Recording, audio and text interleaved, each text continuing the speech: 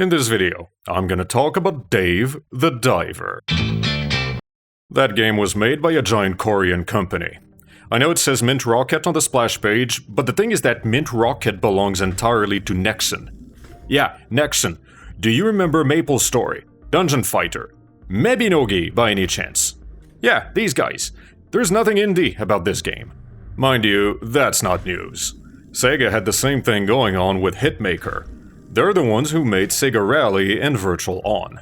Meanwhile, Nintendo and HAL Laboratory have a relationship that's pretty much only legal in Alabama. You get the idea. Happens all the time. The only thing I can really fault the studio with is pretending to be indie, but I've got a hard time finding evidence that they're the ones who came up with the label. As far as I can tell, somebody somewhere pointed at the game, yelled that it looked indie, and the rest of the scenario played itself out on autopilot. There are stories out there that, for better or worse, quite simply write themselves when given the right prod. But in the end, it doesn't matter. It really doesn't. It might not be an indie game, but it's damn good at acting the part. If it hadn't been for a bit of research under the hood, everybody would have been fooled, and we'd be praising all of its accomplishments as an incredible tour de force in the department of doing more with less. It remains true. They did more with less. In that, they did more while keeping themselves into the restraints of the art direction that they've chosen. That game is not going to fit on a Super Nintendo cartridge, but it's going to recall the bygone generation with convincing aplomb. The backgrounds are obviously 3D, but they're textured in such a way that they don't stick out all that much. How the elements mesh together is a perfectly balanced act that would have made Thanos proud. Okay, fine, the sharks are 3D too, but I'm giving that a pass. I didn't even bat an eye at them. Some kind of magical voodoo bullshit made them blend into the scenery just like everything else. Go figure. There are animations in here that are gorgeous and funny, and they have the pixels and the color palette befitting the glorious olden days from back when multiplayer meant couch multiplayer. I don't think I witnessed any sort of dynamic sprite scaling. If there is any, it's pretty well disguised. Imagine how that would have looked on the Game Boy Advance. The only way to guess that there is a serious cash flow behind the game is by way of the production value. I'm not sure that an actual indie studio would have had the budget for the sheer number of cutscenes and pictures and just raw deluge of stuff that keeps coming and coming some more from whichever deep pockets sponsor the whole thing. And that's all to my advantage.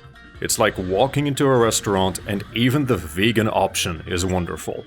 You try something at random on the menu, it doesn't matter, it's as delicious as everything else, and it takes you a while to register that it all came together so easily that it almost flew under the radar.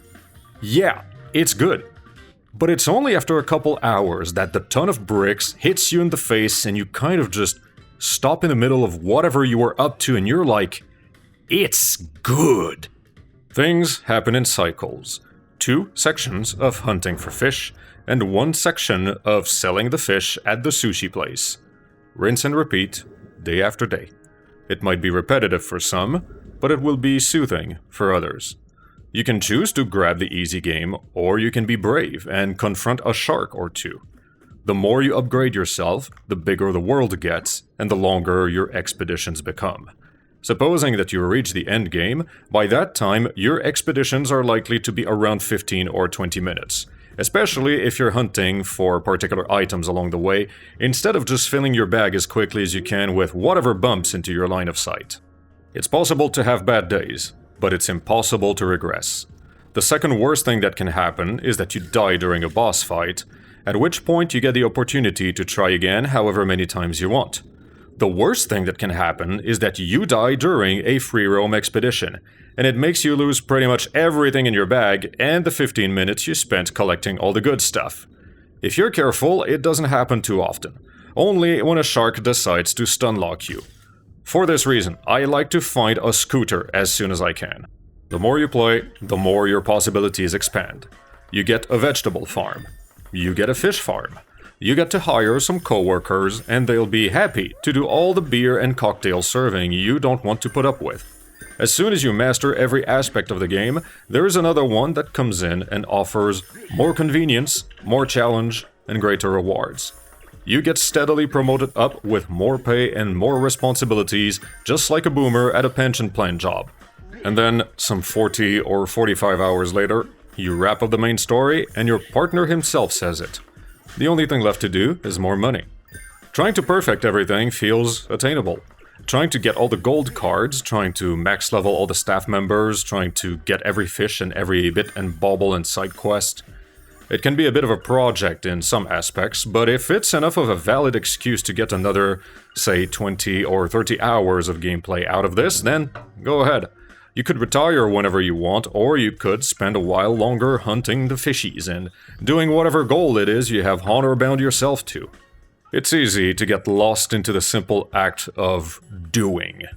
The motions come into being as if they have been decided upon more than just a moment ago. The decisions are limited to, should I get that fish or pass it over? Should I fight the shark or get around it? Do I swim left or right this time? All the choices are low impact.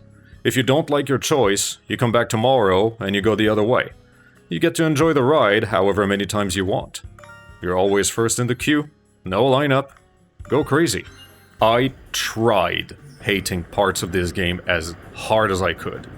I wanted to take on a dishonest angle and say corporations bad with so much petulant self-righteous fury as to make not just bikes blush.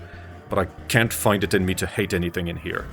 I can find a couple faults like in any other game, but I can't point at the entirety of it and yell that I've been had. I bought my experience, and it delivered abundantly, even after finding out that the reason for all that excess was because there was a lot of big money behind it. The only thing that is lacking here is the tone deafness of a giant corporation trying and failing to be one of the boys from the hood. It's graduation day in high school, and it's only now that you get to find out that the Gucci logo had been on the inside of the bag. That's when you realize he's part of those to whom money talks, but who are smart enough to know that wealth whispers. In short, this game is the rich kid who turns out to just be an all-around great guy.